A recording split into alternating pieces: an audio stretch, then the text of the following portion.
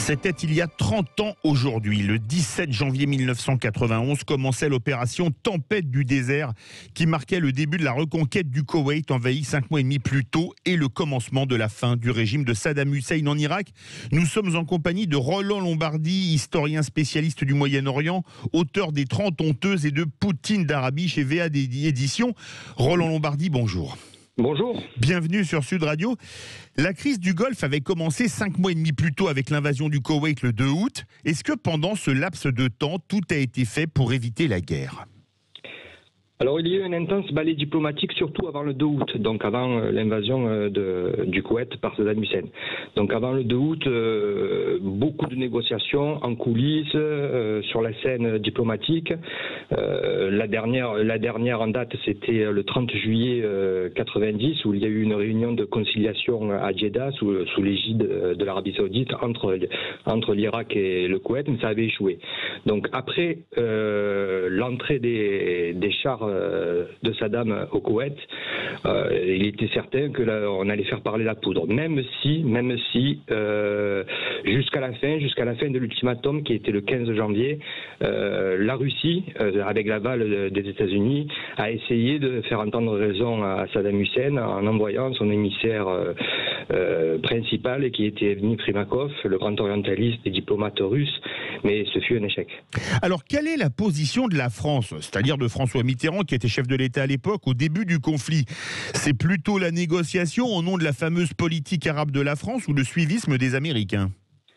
Alors, la France, dès le tout début de la crise, est dans une position délicate, parce que je vous rappelle que l'Irak est un gros client de la France. Nous avons beaucoup aidé Saddam Hussein pendant la guerre Iran-Irak.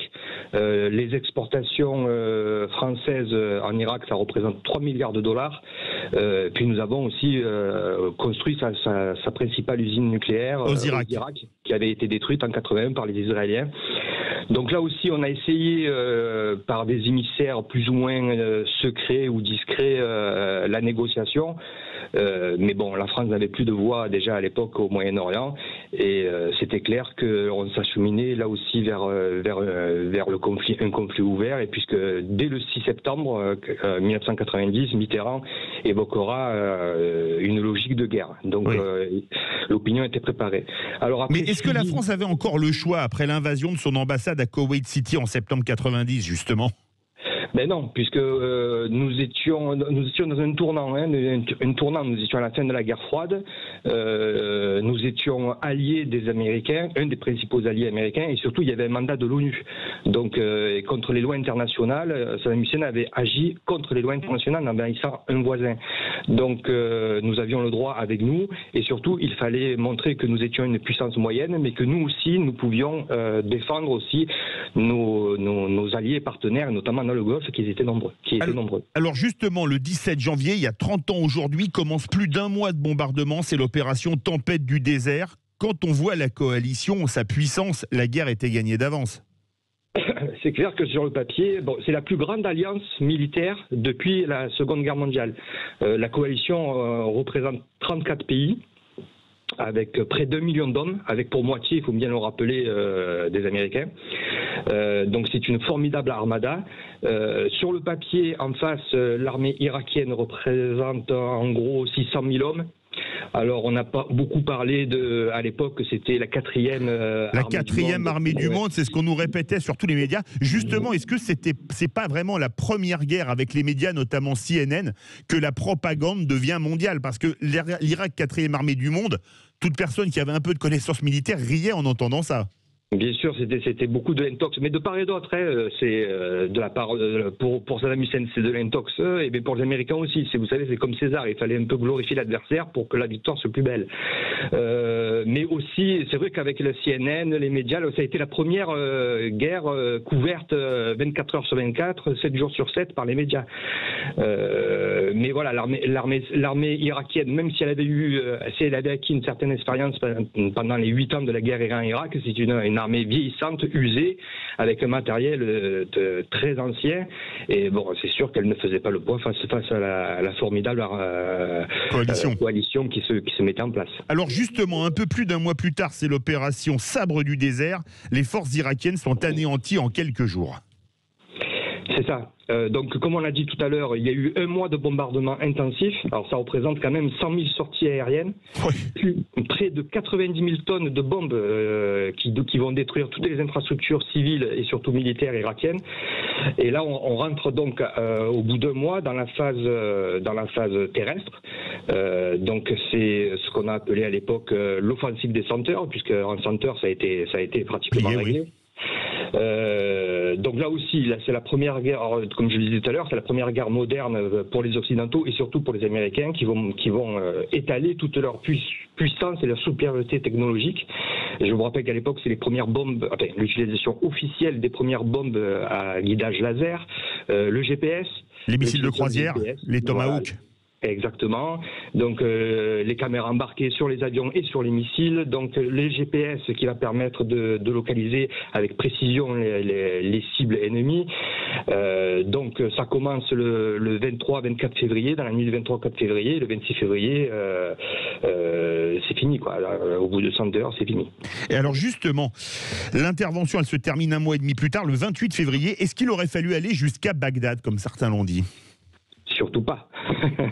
Surtout pas. George Bush père, je précise, parce que je vais parler de son fils, est un réaliste. Je vous rappelle qu'il a été patron de la CIA dans son passé, donc il connaît très bien la région. Il sait très bien que c'est quand même assez risqué d'aller plus loin. Premièrement parce que, tout à l'heure j'ai oublié de le dire, mais l'élément qu'on craignait le plus c'était la garde républicaine, qui étaient les forces d'élite du régime, mais qui n'étaient pas aux avant-postes, qui étaient plutôt en retrait sur le territoire irakien, justement pour protéger les axes centraux du régime. Mais surtout, Bush père savait que si on faisait tomber Saddam, ça déstabiliserait le pays et la région. Et d'ailleurs son fils, 13 ans plus tard, entouré de conseillers néoconservateurs, aura moins de scrupules sur ce côté-là, et on a vu les résultats. Quels ont été les résultats pour l'Irak, pour la région et pour le monde. La division d'Aguès, c'était 12 500 hommes. On n'en a que 5 100 au Mali aujourd'hui, donc c'est plus du double. La collaboration de la France a-t-elle été importante dans cette coalition ?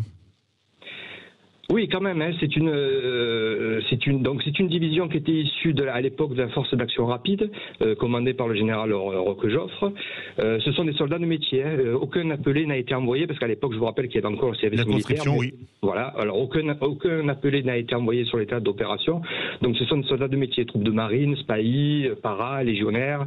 Alors elle aura un rôle quand même essentiel, puisqu'elle sera ce qu'on appelle dans le jargon militaire en flanc-garde, c'est-à-dire elle sera au nord-ouest, à l'extrémité du dispositif nord-ouest, pour rentrer dans le territoire irakien, sur le sol même irakien, qui visait, je crois, la base de la ville de As Salman, avec son aéroport et son nœud routier. Donc, elle a quand même réussi cette opération avec succès. Donc, ça a été salué d'ailleurs par les Américains.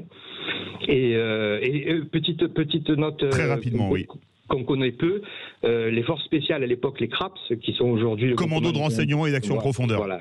Aujourd'hui, groupement des commandos parachutistes, ont été en première ligne avec les éléments de les célèbres 82e Airborne et 101e Airborne pour sauter derrière les lignes ennemies, faire les repérages et les ciblages de cibles. C'est les deux divisions qui ont sauté les premières sur la Normandie. Merci beaucoup, Roland Lombardi, historien, spécialiste du Moyen-Orient, auteur des 30 honteuses et de Poutine d'Arabie. C'était il y a 30 ans. Le début de l'opération Tempête du désert. Dans la prochaine demi-heure, le livre du dimanche, Planète Méditerranée, un livre de Laurent Balesta, absolument fabuleux.